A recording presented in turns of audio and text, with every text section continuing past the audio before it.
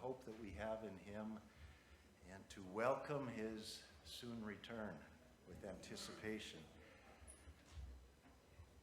It's my privilege this morning to introduce to you a guest speaker who will be speaking in my place this morning. John Holler was one of the keynote speakers at this weekend's Last Days Bible Conference, which concluded yesterday. And we are privileged to have John and his wife Pam visiting us from Ohio. And John spent over 43 years as an attorney, focusing his practice on complex commercial and business litigation. John met his wife Pam at Grace College in 1974. John and Pam were part of a group that founded Fellowship Bible Chapel in Sunbury, which is near Columbus, Ohio, in 2013, where John currently serves as an elder and teacher.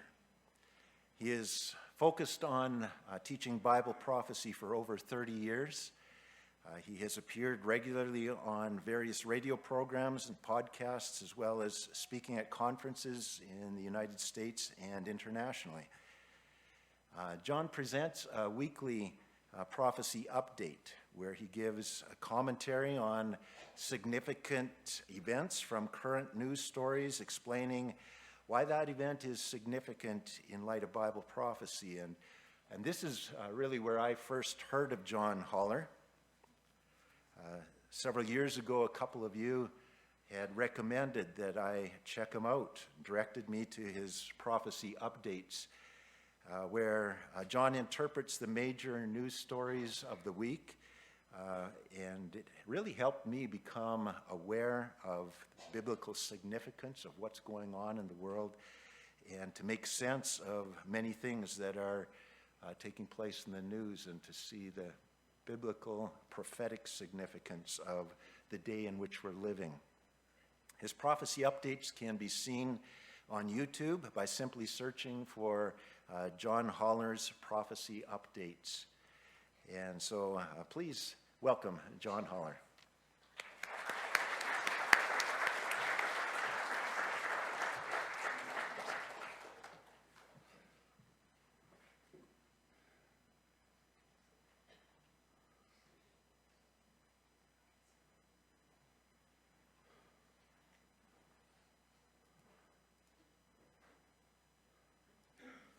Okay, well, it's good to be with you. Don't freak out because I have 2 bottles of water.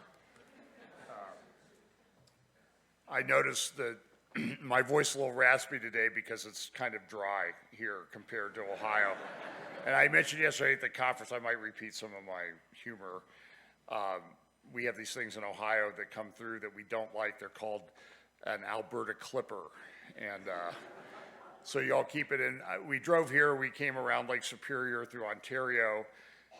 And there's lakes everywhere. It was just absolutely incredible, the amount of things that we saw. And so y'all should maybe import some of the humidity from Ontario over here. And certainly you wouldn't import humility from Ontario, would you? I'm not sure that's like rare. Well, we drove down to Glacier National Park on the way here in the U.S., and we passed, I think we were in Canada, we passed a white buffalo, albino buffalo. And I hear that this is very rare or something, but it was there when we went down, and we thought, oh, maybe it's just an old buffalo, really old buffalo. But then we came back, and it was there. We thought, well, maybe we ought to take a picture. And then one of my Facebook friends says, hey, did you check to see if it had blue eyes? Like, yeah, I'm going to walk up to a buffalo and say wink. So I sent my slide deck of potential slides to Royce last night, and he saw me this morning. He goes, you're not going to use all 160 of them, are you? And I did a conference a number of years ago in Dublin, Ohio, and they were editing the videos after the conference, and I sent my slides that I had used to the video editor, and he wrote back to me, what? You spoke 52 minutes and you used 110 slides. Who does that? How did you do that? And I said, I skipped 70. So That's how we do it. So today, I'm going to do a sermon that I've done, a talk that I've done a number of times, because it brings together a number of different themes that I think are very important for today's church. So understand that when the prophets wrote for their time. They wrote for the first coming of Jesus and often wrote for the second coming of Jesus. So when you see the prophetic scriptures, understand that sometimes there are many fulfillments.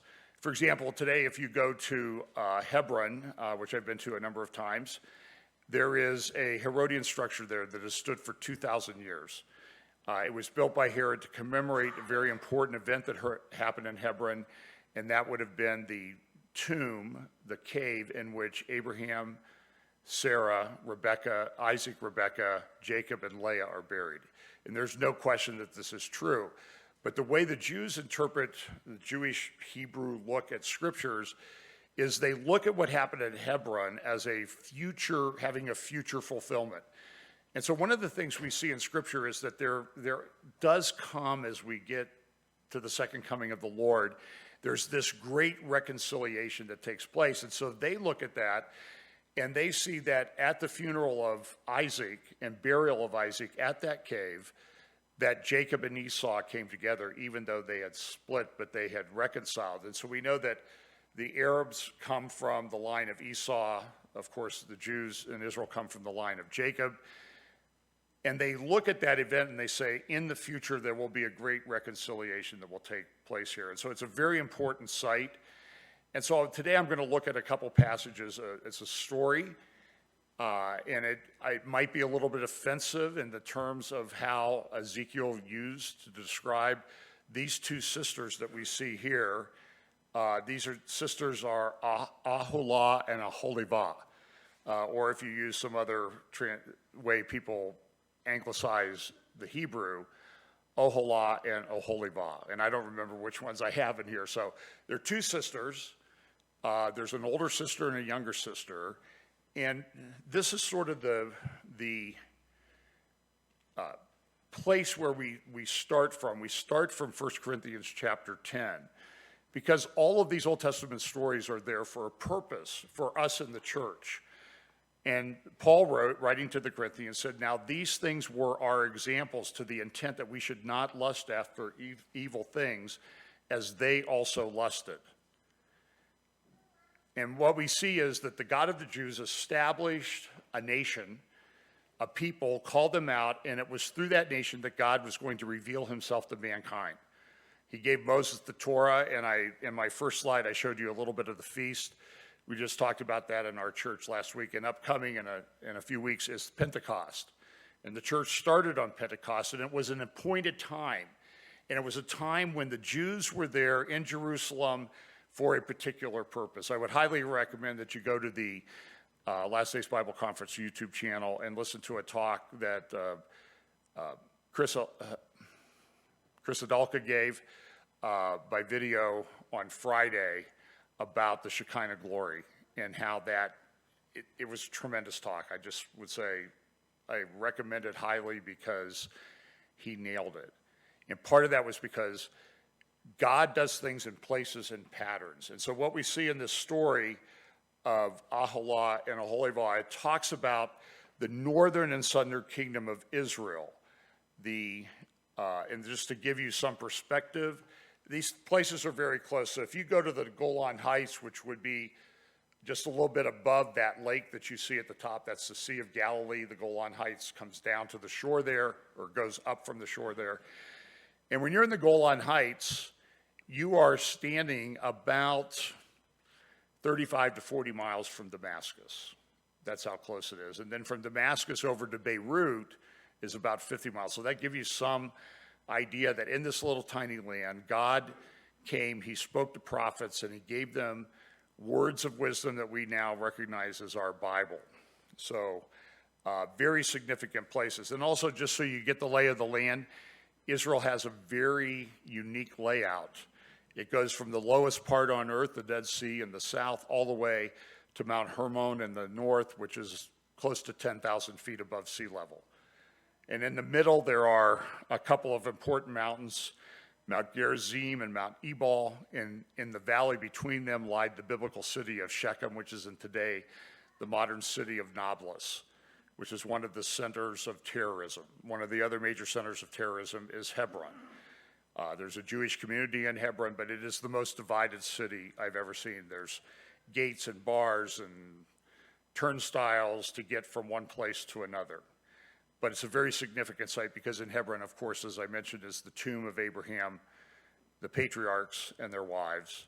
The Jewish tradition also is that it is in that cave. The reason Abram bought that cave from Machpelah was because that was the cave where another couple had been buried. Their names were Adam and Eve, because that was the outer marker of where they had to live because they could no longer enter into the Garden of Eden.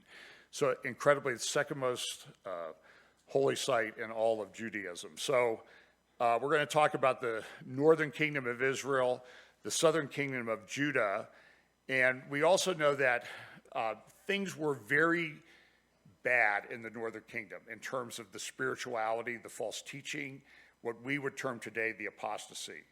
This is a very important topic for the church. In Matthew chapter 24, the disciples came to Jesus and said, tell us about the time of the end. When are these things going to happen? What will it be? And Jesus then related, he talked about things like earthquakes and that type of thing. By the way, did you know that the earthquakes in Turkey, a Chinese study has come out and said that the earthquakes that happened in Turkey about 2 months ago were the most powerful earthquakes that originated on land in human history, at least recorded human history. Jesus said there would be earthquakes in diverse places. Is that becoming fulfilled? That's just one of the signs of the birth pangs. And remember, Jesus uses the example of birth pangs, a birth process. It's a birthing. Now, I haven't given birth. I passed a kidney stone once, and I'm told that that's similar. For a guy, it is, okay? But it's a birthing process that, as some of you ladies know, it takes time. We had a friend, she had 2 babies, and her total time in labor for each of the 2 children combined was maybe 20 minutes. She barely made it to the hospital. Others I know have labored for 48 hours or 72 hours. If you have a mother like one of those, you're reminded about that every birthday that you have, I'm sure. But it's a birth process. It gets more intense as we get closer to the end. So I talk about acceleration and convergence, that things are happening in Bible prophecy. It's not a C-section. Okay, that kind of cuts things short very quickly, but it's a birthing process that gets more intense over time. So the northern kingdom, when the kingdom split after the death of Solomon, the kingdom immediately split into the northern kingdom of Israel and the southern kingdom of Judah. What happened was that a lot of faithful people did not like what they saw going on in the northern kingdom, so they migrated south. In fact, at that time, the city of Jerusalem grew tremendously.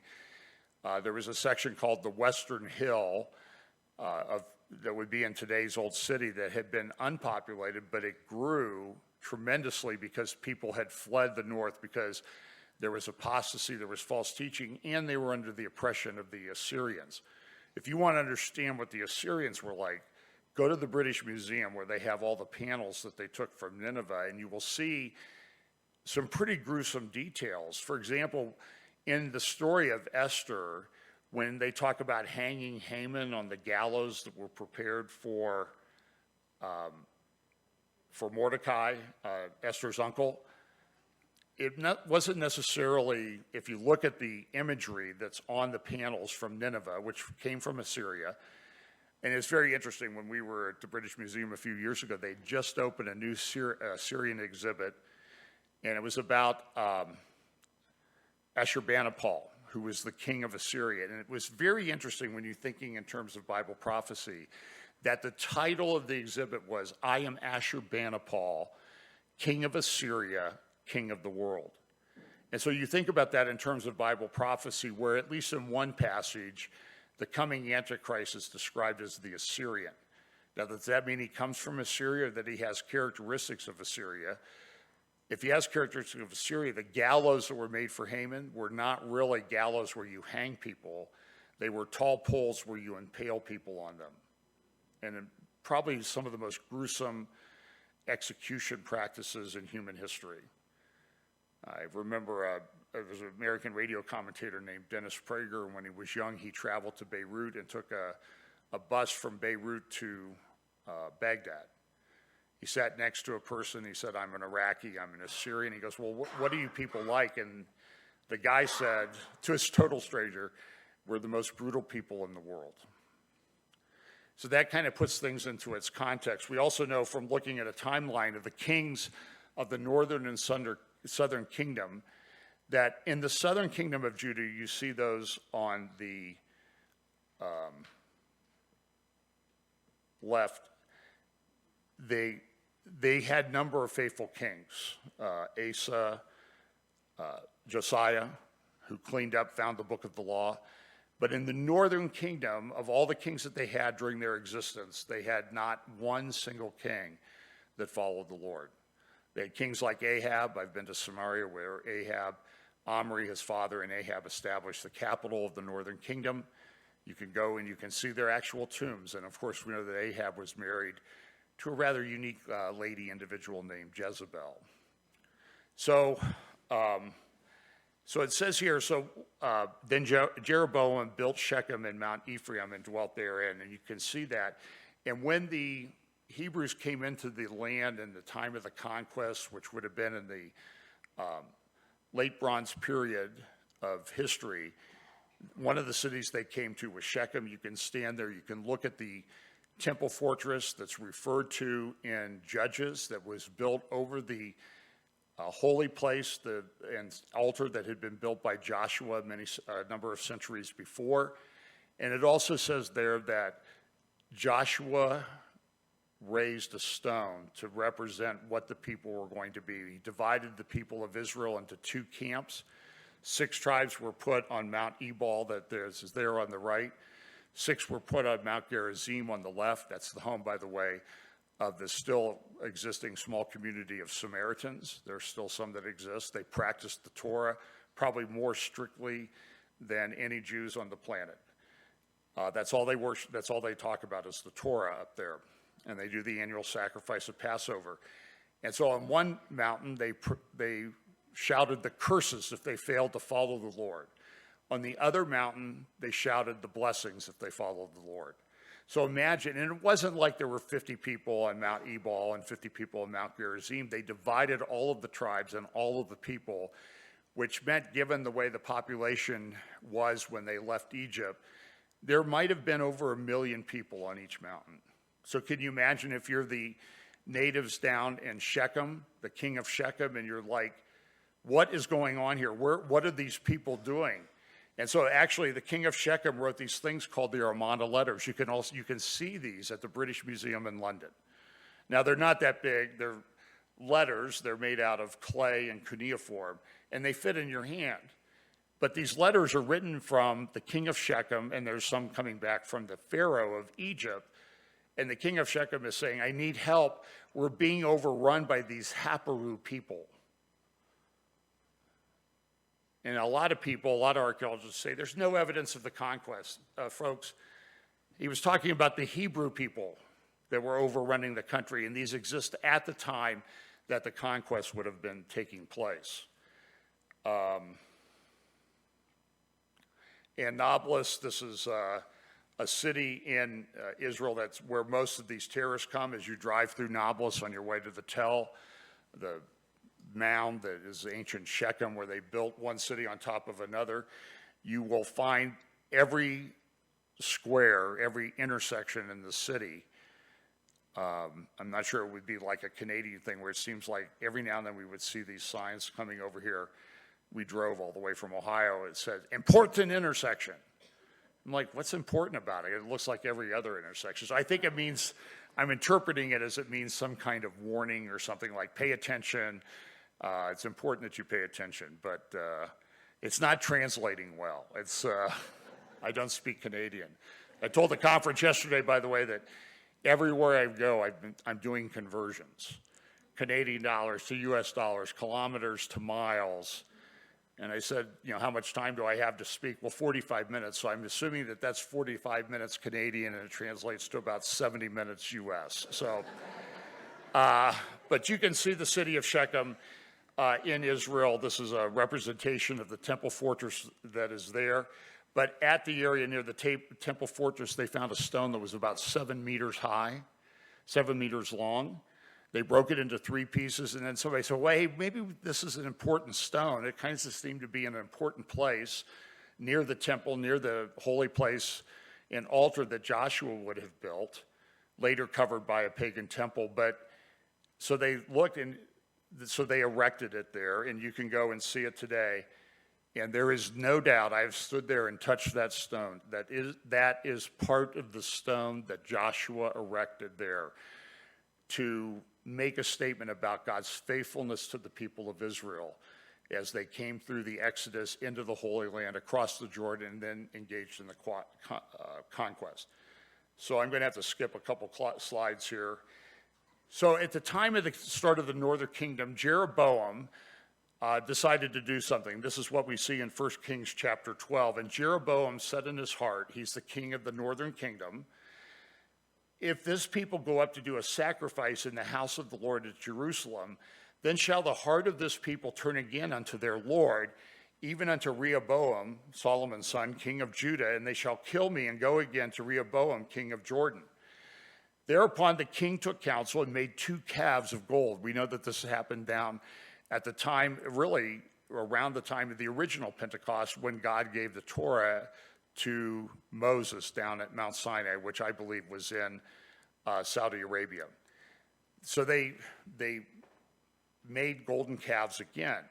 And so Jeroboam appears to be, in terms of being, and I apologize to the great worship team you got here, Jeroboam was sort of a worship leader that was very seeker sensitive, because he said, it is too much for you to go up to Jerusalem. Behold thy gods, O Israel, which brought thee up out of the land of Egypt. So he set one of these golden calves up in Bethel, and he also set one up in the city of Dan in the north. So he was seeker sensitive. They didn't have to drive too far to worship to their false god. And remember, again, that what you're seeing here, this is the story that we're going to see very quickly about Aholah and Aholivah, is that they represent one represents the northern kingdom, one represents the southern kingdom. They're described as harlots, prostitutes, and I'll explain briefly why. So he put one there in Dan, one in Bethel. You can go and you can see those sites today. And this thing became a sin, for the people went to worship before the one, even unto Dan. And he made a house of high places, and he made priests of the lowest of the people, which were not the sons of Levi. In other words, he set up his own false religion and system. And then Jeroboam ordained a feast in the 8th month of the 15th day of the month, like the feast that is in Judah, and he offered upon the altar. So he did in Bethel, sacrificing unto the calves that he had made, and he placed in Bethel the priests of the high places which he had made. So he offered up the altar which he had made in Bethel, and it says he ordained the feast, and he offered upon the altar burnt incense. So in Dan, you can go there today. This is the ancient Tel at Dan, the ancient city. Here it is outlined. You should know that in the 1967 war, the border between Syria and Israel was located along that yellow line at the top. In fact, and Dan's significant. A number of years ago, they found what they call a stele, the Tel Dan stele. I'm not sure which museum it's in, there are reproductions of it. And this has a very important phrase. It's the first time they ever found, outside of the Bible, at Tel Dan, a reference to the house of David. Before then, archaeologists would say, David was a myth, he never existed. So when you stand there today, you have this was the border at the time of the 67 war. To the south in Dan, that was Israel. To the north was Syria. There's also a village up there named Gahar. And what happened then that village is located in Lebanon. So you can see that the conflicts that are developing between Israel and its northern neighbors, very significant. believe me. I could talk hours about the things that are going on. I was just in Israel. But this village up in Lebanon, the story is that in the Six-Day War, Israel took it over, or they didn't do anything with it, they just let it go. Well, everybody let it go, and so about 3 weeks after the end of the Six-Day War, the elders of that village came walking down the hill to the Israeli soldiers at Tel Dan in their foxholes. Oh, here they are. Excuse me. In their foxholes that they had dug. And when they dug the foxholes, they called the archaeologists in and said, can we dig here without destroying evidence of Israel? We want to do that. So the elders came down to Dan and to the soldiers, and they said, hey, we're starving up here. Nobody's sending us food. We want to be part of Israel. And that was a part of Israel for many years until the infinite wisdom of the UN decided to divide it between Lebanon and Israel. But actually, within the past few months, you can now go as a tourist to Gahar to visit, and there's a lot of Israelis going there. Also, in Tel Dan is a very significant site on the west side, east side of the Tel, and this is what you will find: is you will find a gate. It's one of the oldest gates ever unearthed in archaeology, and the gate's very unique in its structure. It's pretty much covered over now, but it's an arched gate, and there is no doubt, and I'm telling you with absolute certainty, there is no doubt that when Abram, then known as Abram, came into the land following the command of the Lord, he came from a city called Haran in Turkey. He came down, he stopped in Dan, and there's no doubt that Abram walked through that gate. And it's now been unearthed in our time. A lot of these things are coming to the fore at the time that we live in because they're establishing truths, the biblical truth. There's also a gate complex that was built that you can see so you can understand the city gates.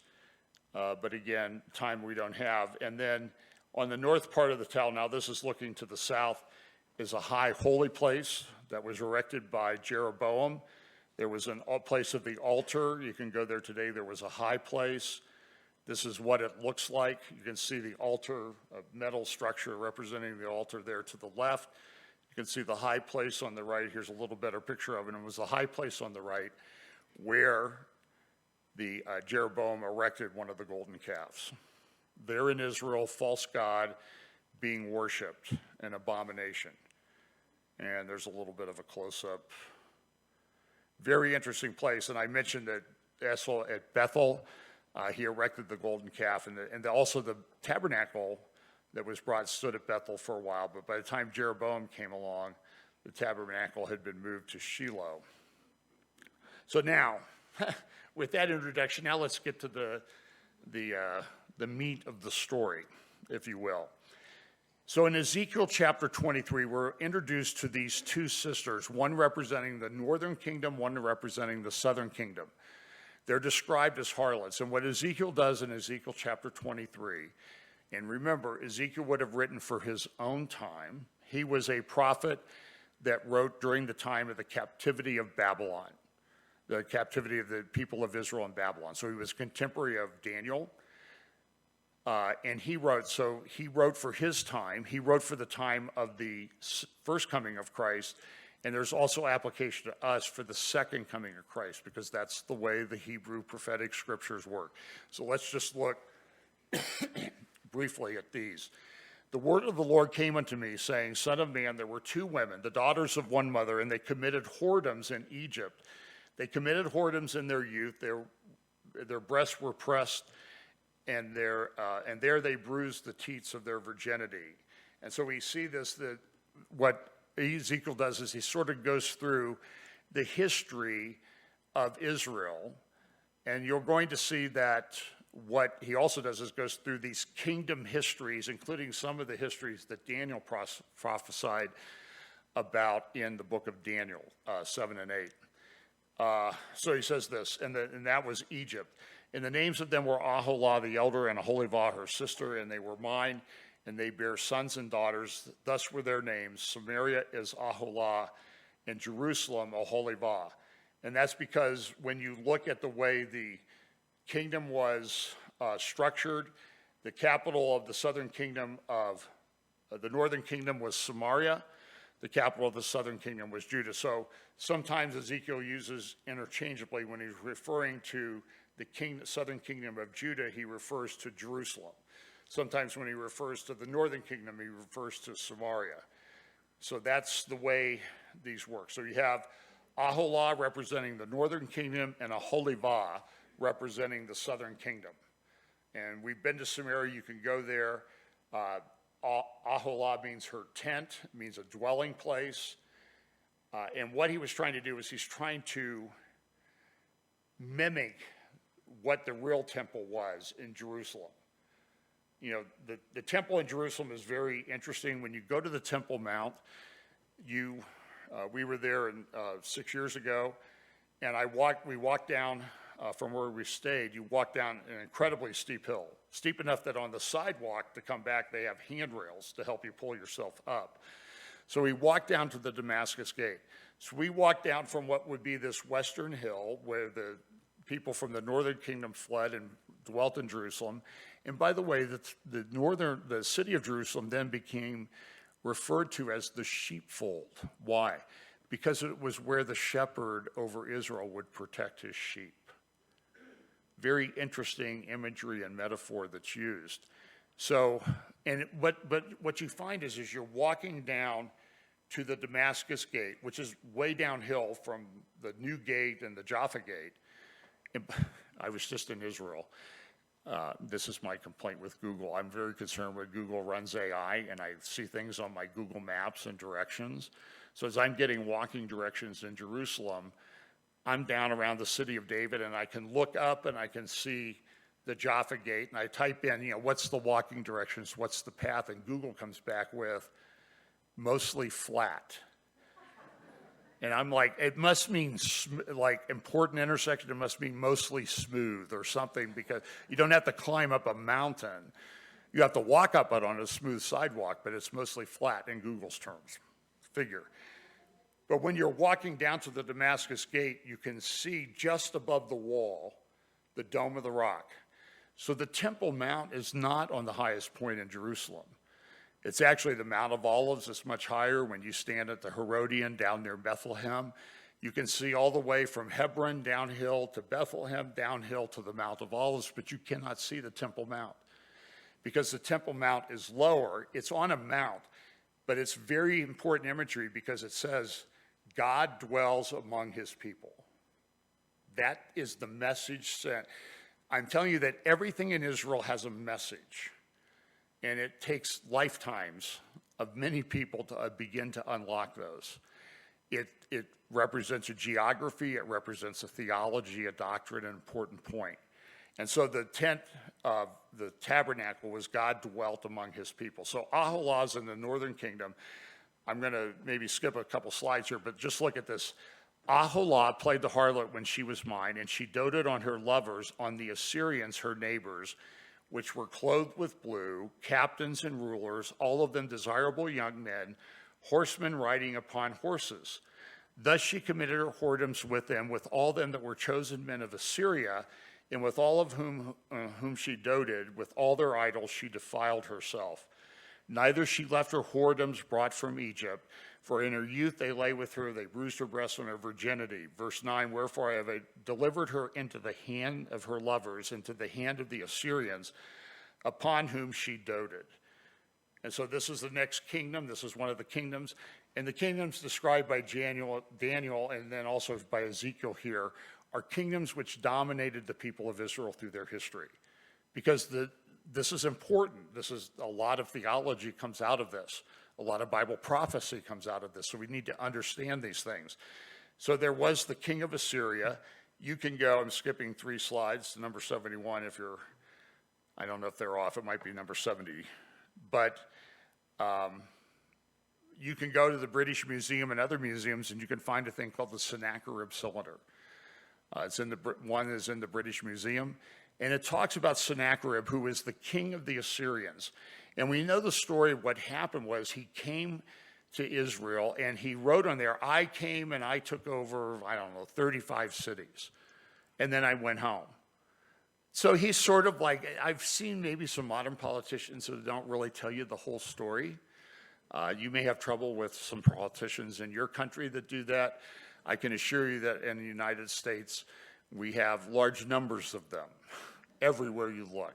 Local, state, federal governments, they never tell you all the story. They never tell you the bad stuff. And what Sennacherib omitted from his cylinder was, I conquered all of these cities, then I went home. But he doesn't tell about the fact, remember the angel of the Lord came and slew, 180,000 Assyrians in one night? Oops, I forgot that one. But he got his, he went home, and I believe his son killed him. So Aholibah is the sister who represents the southern kingdom, verse 11 of Ezekiel chapter 23. And when her sister Aholibah saw this, she was more corrupt in her inordinate love than she.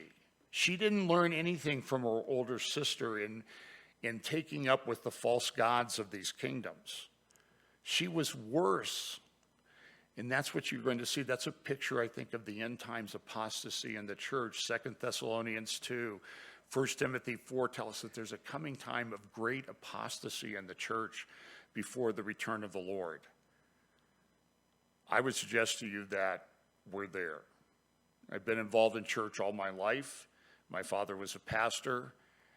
He died in 1991, and I assure you that if he was alive today, in fact, he would have turned 100 about 2 months ago, 6 weeks ago, he would have said, and now you're calculating how old I am, I know that, but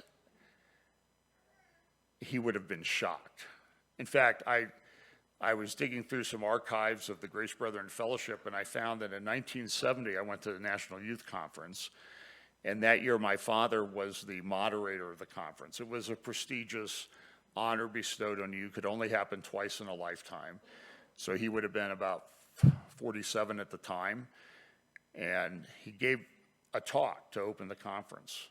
And it's very interesting that and I don't remember it specifically, but I must have sort of paid attention, and things kind of got ingrained in me as the things he taught. He taught about the coming problems in society and culture and false teaching in the church that was going to come like a flood. And boy, was that prophetic in 1970. Incredible message. Wesley Haller's his name. You might be able to find it online if you want. So they talked about Assyria with Aholah and Aholibah. And then it says with Aholibah, the younger sister, she increased her whoredoms, for when she saw men portrayed upon the wall, the images of the Chaldeans portrayed with vermilion, girded with girdles upon their loins, exceeding in dyed attire upon their heads, all of them princes to look at after the manner of the Babylonians of Chaldea, the land of their nativity. And we know that there was this great kingdom of Babylon that existed. It was also one of the kingdoms discussed that would be rise again in some form in the end times. So what happened is that they're both exposed. They're both harlots. They're messing around with spiritual things that they should not mess around with. They completely lost all discernment. I would suggest to you that if you want to understand what's going on in the church today in terms of apostasy, that you look at what happened at the time of the second kingdom of Judah and the days leading up to its fall, some of the things that were going on there, and I'm going to get to that in just a moment.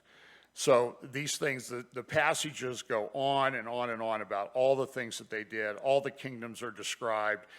It talks about how these were great powers, world powers. They came, and it's finally the Lord says this, I will set my jealousy against thee, and they shall deal furiously with thee. So what happened was they wanted to be part of these kingdoms. Aholah and Aholibah loved these kingdoms.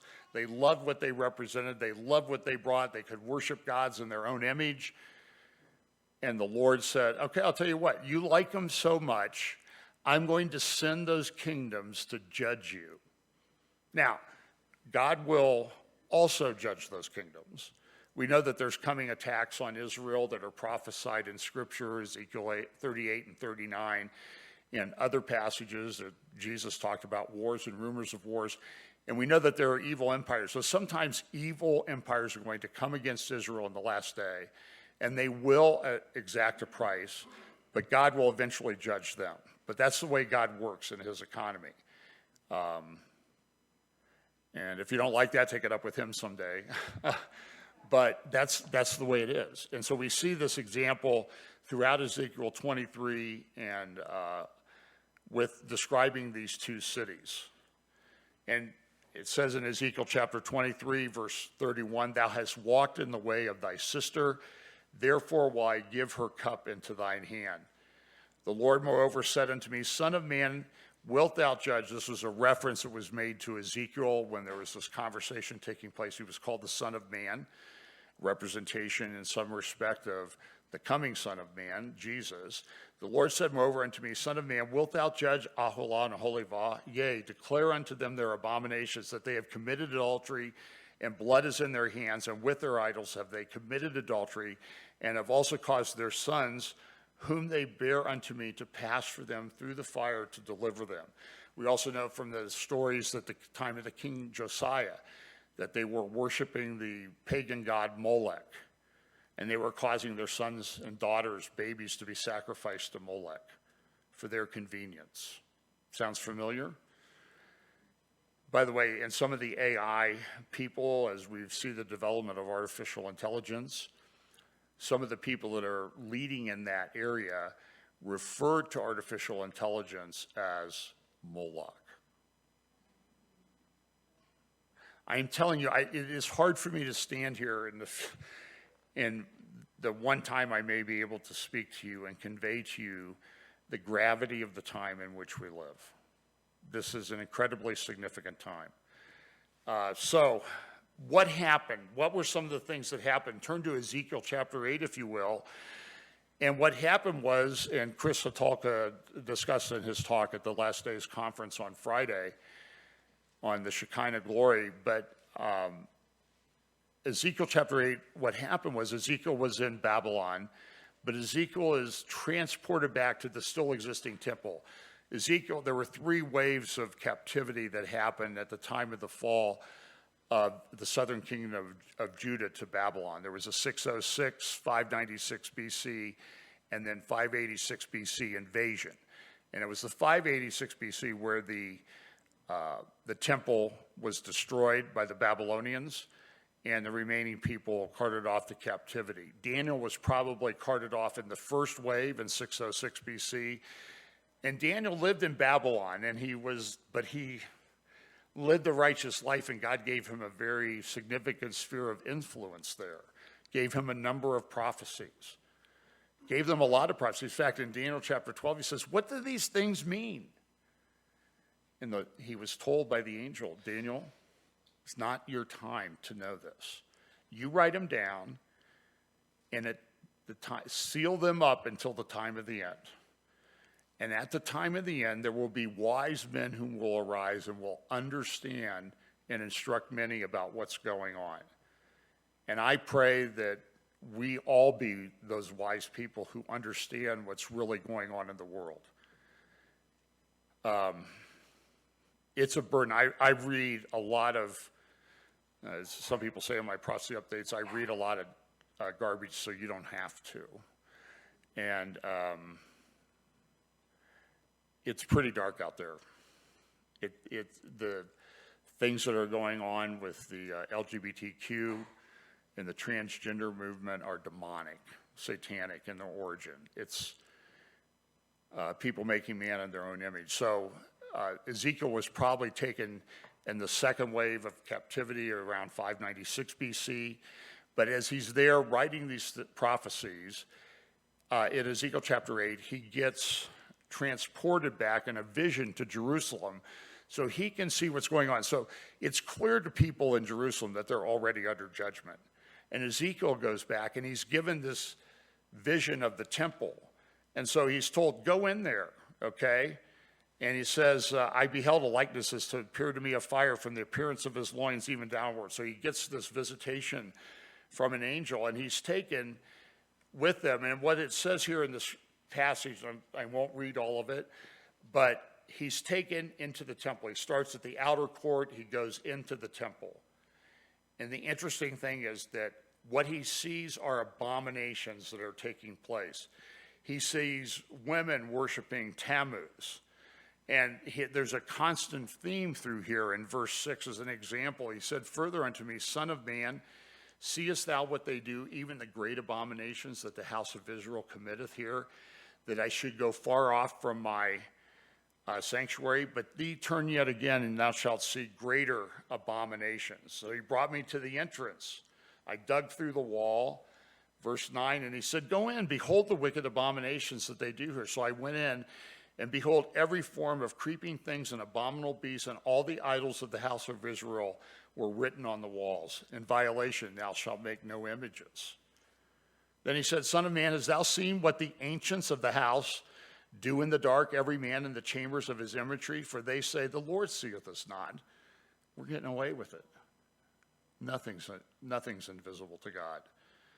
Look, if we worry about artificial intelligence tracking us, and I do, God's watching too. That's who you really ought to worry about. "For they say, the Lord seeth us not, the Lord has forsaken the earth." And he said also unto me, "Turn thee yet again, and thou see greater abominations that they do." They're weeping for Tammuz, verse 14 and 15. Look at this, you're going to see greater abominations. And he keeps going in, the inner court of the Lord's house. At the door of the temple, between the porch and altar, there were 25 men with their backs to the temple, bowing down towards the Mount of Olives, away from the Shekinah glory of God that rested in the temple, to represent God's heavy presence among his people. They turned their backs on God and worshiped the sun in the east. And this has application to us today. And he says, "Hast thou seen this, O son of man? Is it a light thing to the house of Judah that they commit the abominations which they commit there? They filled the land with violence. They provoked me to anger." And he goes on. So, and the other thing that you see is it's the elders of Israel that are leading in this abominable worship that's taking place. And so back in Ezekiel 23, it goes back and it says they've committed abominations. So I'm going to skip a couple slides here. They committed adultery. They've done this. They've defiled my sanctuary in the same day, have profaned my Sabbaths, for they had slain their children to their idols. Then they came the same day into my sanctuary to profane it. And we know that Israel profaned the name of the Lord as a punishment here in 586 BC. Then they were brought back for a time. Then we know that after Jesus ascended to heaven, the Romans came in two destructions of Israel in 70 AD and 132 AD. 70, they destroyed the temple. 132 AD, they leveled the city, renamed it, reconstructed it. But we see some of the remnants have been built back up today with the Temple Mount and other places. And there's an abomination today on the Temple Mount, by the way, that Dome of the Rock. In that Dome of the Rock are some of probably the earliest writings of the Quran. And those writings, you can go, I've been inside that building, I've seen them with my own eyes. Those messages from the Quran say, God has no son. That's an abomination to the Lord. After the Lord came, but he's coming back, he's going to rule and reign from there. So as we go back here, actually, guys, just so you know, I'm going to skip the videos just because of time. Back in 1922, 100 years ago, there was a person who wrote named Harry Emerson Fosdick. He was the pastor of Riverside Church in Manhattan. It's a very famous church that you may know from other pastors that they've had. I think Norman Vincent Peale is another one that's followed in that tradition. And he wrote an article in Time magazine, and the title of the article was "Shall the Fundamentalists Win?" Because see, at that time, within Christianity, there was a complete division. There were the modernists who said the Bible, it's a good stories, there's some good moral lessons there, but it's not really real. And we're not sure that Jesus really died for our sins and rose again. And there were fundamentalists represented by Gretchen Mason. And so here from the New York Times at that time is an article, "A Voice from the Past is Ringing Out Today."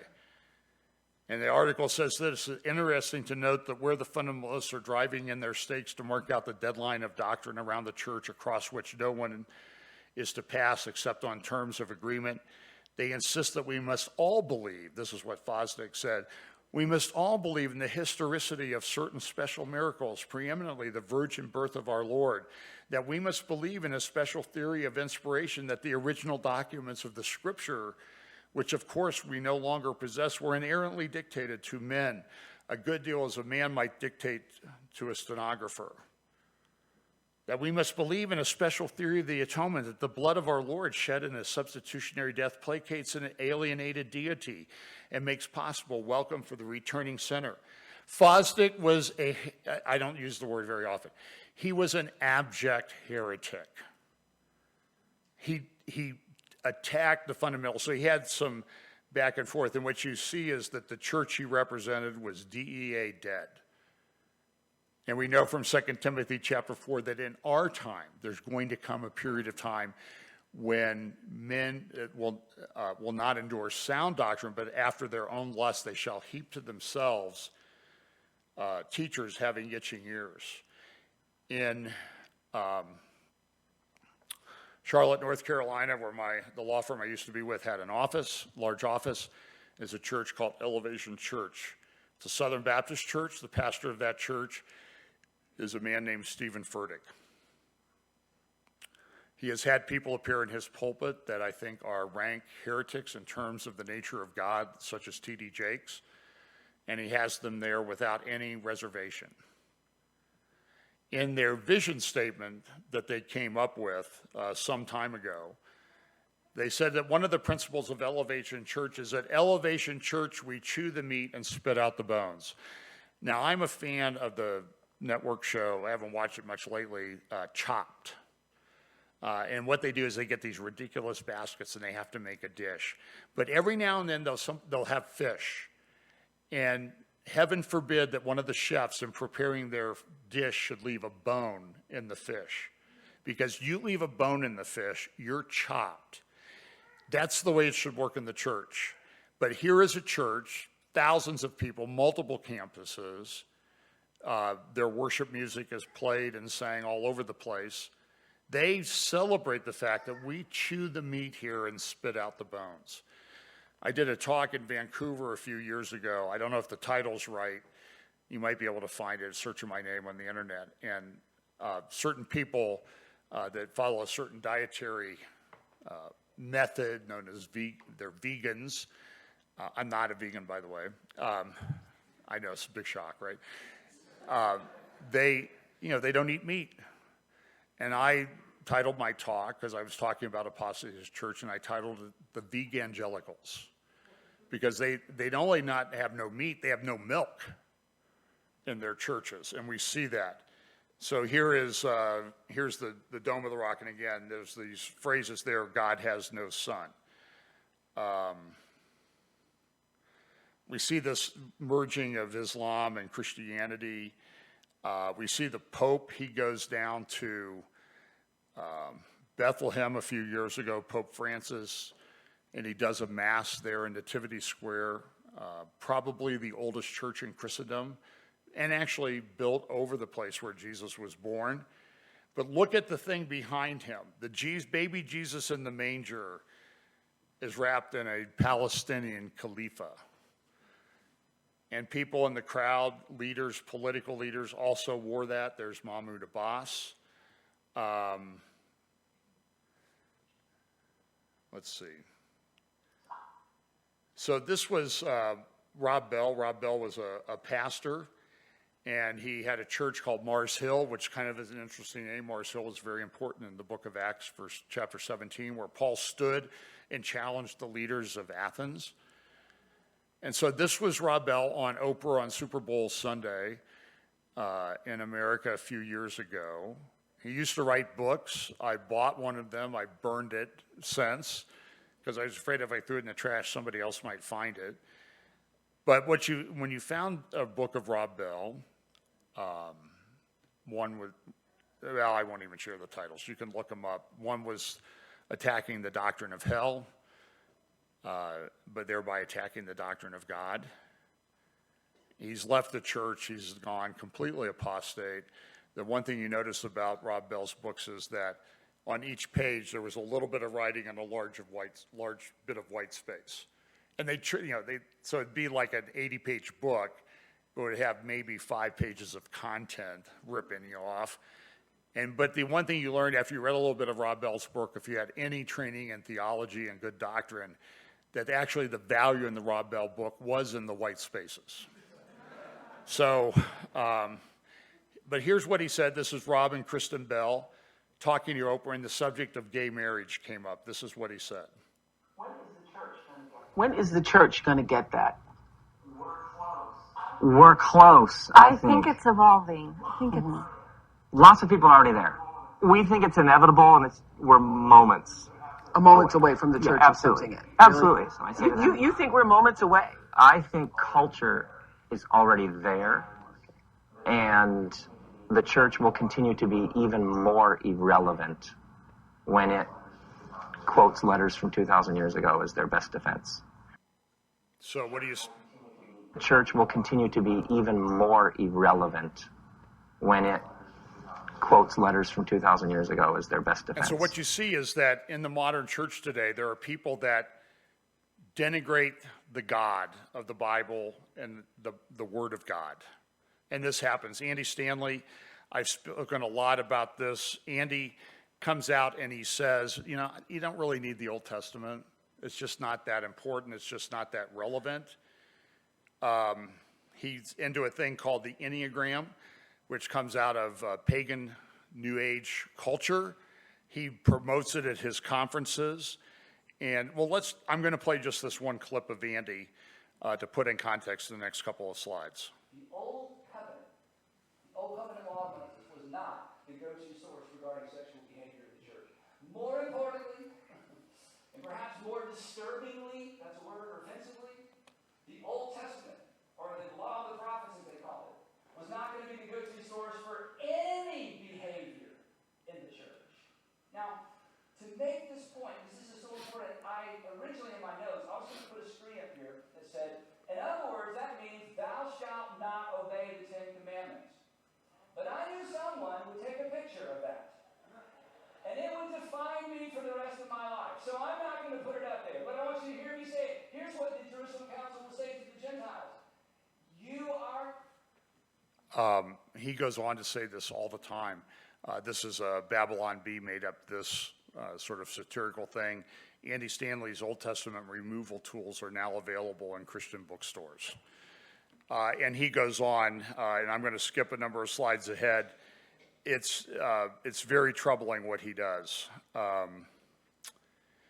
There's a lady that's been promoted through his conferences. Her husband is a big promoter of the Enneagram. Her name is Phileena Hurwitz. She was bringing mysticism into the church. She was raised in an evangelical church, and this is a video that she put up on her own website. So she's into this spiritual formation, mysticism, all of these unbiblical practices, things that if Ezekiel came to evangelical churches today, he would say, look at the angel would say, look at the abominations that are going on here. They're being practiced. They love them. But look at what she says in this video that she titled Catholic. For me, I grew up in the evangelical tradition, and in my adult life, I came into the Catholic Church, and I think a lot of this was Spirit-led. As I grow in Christ and become more of who God's created me to be, the Catholic tradition was becoming a sort of an incubator for my soul, and really the contemplative part of me felt really nurtured in the Catholic faith. And so I had to make that decision, and I wanted to come into the Catholic Church, and it was like, oh my gosh, what is my husband going to think? What is my father going to think? What is my community going to think? And it really dumbfounded a lot of people. I mean, they were just like, how can you do, even in 2011, where we've made so many strides toward bringing... She's done at the chapels at Christian colleges like Biola University in La Mirada, California, and Taylor University in Upland, Indiana. I don't know if she's been to Liberty yet. It wouldn't surprise me. Of course, I spoke at Liberty Law School too, so they maybe get it right sometimes. But so I want to just put in context very quickly, there's a solution to this. There's an answer. How do you avoid all of these abominations? And Ezekiel chapter 9 has a very interesting story. He says, he cried also in my ears with a loud voice. So what you're going to see is God's going to bring his judgment on Jerusalem and all these people who are practicing these abominations. And so he says, cause them that have charge over the city to draw near, even every man with his destroying weapon in his hand. And so these people come, and the purpose of these people is to slay the false people. Judgment is coming, the final destruction of Jerusalem. And this is going to happen in our day and age, where Jesus is going to return and clean this mess up. And buried, I think, here in Ezekiel, though, is an answer to the solution. And behold, 6 men came from the way of the higher gate, which lieth toward the north. Judgment generally in Scripture comes from the north. And every man a slaughter weapon in his hand. And one man among them was clothed with linen, with a writer's inkhorn by his side. And they went in and they stood beside the brazen altar. And the glory of the God of Israel was gone up from the cherub. It's leaving. It's going to go out over the Mount of Olives. And as was told in the talk the other day at last day's conference, it came back from the Mount of Olives on the day, Palm Sunday, and went back into the temple, and then went back out to the Mount of Olives when Jesus ascended to heaven. The Shekinah glory actually resided within, the heaviness of God's glory resided within Jesus. But here at the time of Ezekiel, and the glory of the God of Israel was gone up from the cherub, whereupon he was to the threshold of the house. And he called to the man clothed with linen, which had the writer's inkhorn by his hand. And he said, go through the midst of the city, through the midst of Jerusalem, and look at what he's going to do. He's going to set a mark. By the way, this is a good mark. There's a mark of the beast that's coming. This is the mark of the Lord. And how do you get that? It says, set a mark upon the foreheads of the men that sigh and cry for all the abominations that be done in the midst thereof. A check for yourself is when you see this satanic, demonic, cultural stuff that's going on in our schools, our culture, our politicians, does it bother you? If it bothers you, good sign. Very good sign. It should bother you. It should trouble you. In 2 Peter, it talks about Lot, righteous Lot. And you would sort of like, why is he described as righteous Lot? And, Jesus said it would be as in the days of Lot. And in 2 Peter, we get a little bit more information about Lot, and we're told that Lot was vexed by what he saw going in Sodom. So, good thing here in Ezekiel, good thing in Peter. It should be a good time for our day and thing.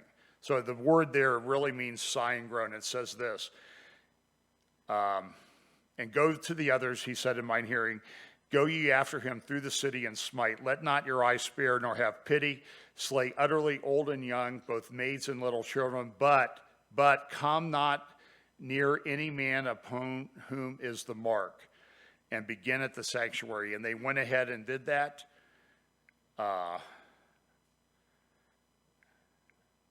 And those people were spared. Then he said to me, verse 9 of Ezekiel 9, then said unto me, the iniquity of the house of Israel and Judah is exceeding great, and the land is full of blood, and the city full of perverseness. For they say, the Lord hath forsaken the earth, and the Lord seeth not. And as for me also, mine eye shall not spare, neither will I have pity, but I will recompense their way upon their head. Remember, Ezekiel wrote for his own time. He wrote for the first coming of Jesus, and he wrote for the time of the second coming of Jesus, the time in which I am firmly convinced that we live. But what was the mark? It's very interesting that the way Hebrew was written at the time, that there was a mark in that shape in the text of Scripture. Is this a mistake? Is this a coincidence? Coincidence, I'm told many times, is not a kosher word. And if you go, here's a manuscript, and in that manuscript you can see the marks that look remarkably sort of like the cross of Jesus Christ. I believe that this is the mark of the believer, the belief in the full finished work of Jesus Christ on the cross for our salvation. His work alone, nothing we can do to add to it. Now, in response to that, we should live holy lives. We should be concerned about these abominations. We should fight against these abominations. My church we have is older, and we're always excited when children show up, and I'm thrilled to death to see young children here. By the way, sitting in this service, listening to some old guy talk about the harlots of Ezekiel chapter 23. By the way, it's not going to hurt them. I listened to this stuff growing up, and look how I turned out, right? Just don't talk to P.M. Howler after the service. But listen, this mark is important, and I'm going to finish with this. This is a video. I want to make sure there's no sound on this. Boxing Day 2004 in the Indian Ocean. You might remember it as one of the most powerful earthquakes ever recorded. Undersea earthquake somewhere in the range of 9.2 or 9.3. Incredible power. 300,000 people walked into eternity that day as a result of that earthquake and the following tsunamis. And over in Thailand, hundreds of miles away, people were going out to their boats, and what they found was they got to their boats and the boats are grounded because the water had drained out of the bay. And they're like, oh, well, we can walk out and see the coral. We don't have to take a boat. So they went out and walked around because they thought it was safe. They thought things were going to go on as they always did, even though this was kind of an unusual thing that happened. And you see here the water drained out. And as you watch this video, which came from some film at the time, all of a sudden they start, you see the boats that are grounded there? They can't go anywhere. Oh, so we'll just walk around and look at the coral. It's beautiful. Usually you have to get a snorkel on. Now we can walk right up to it.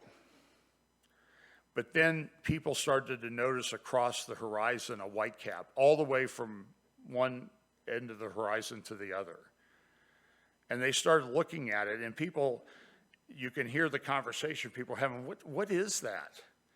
What is the ocean doing? Look at the waves. What is it? Oh, it's nothing. It'll flip those boats over in a short time. And then finally somebody says, oh, that's a tsunami. No, it's not a tsunami. That earthquake was all the way across the Indian Ocean. And they see this, you see this, what is it? Maybe the earthquake, maybe it's a tsunami. Maybe something's happening. Look at that. And then finally, they say, oh, it is a tsunami. And you hear them start yelling tsunami, and the locals start running for the hills. You see them? But other people are saying, oh, look at the big wave. Maybe we can go body surfing. We have to tell them. You'll see a picture here of a man standing there in the bay in a short period of time. And what happens is that the wave comes in and rolls over him, and he knows that a lot of those people you see in those pictures are dead. They didn't watch the sign that was right in front of them. They didn't heed the warnings. They didn't follow what the people who knew about the warnings were doing. And they ran, some survived, many died. Terrible stories. So that day, 300,000 people went into eternity.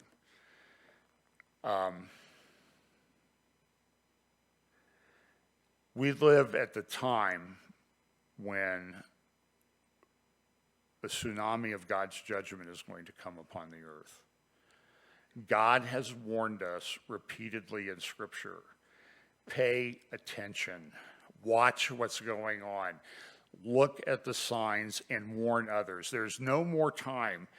I have some friends in a small group, and they use the term apocalyptic evangelism. I think it's very appropriate because the apocalypse, the revealing of Jesus, which means really the revealing of Jesus Christ, is coming. And we need to be people of God who are out there sharing the gospel, living holy lives, and warning people that God's patience is coming to an end.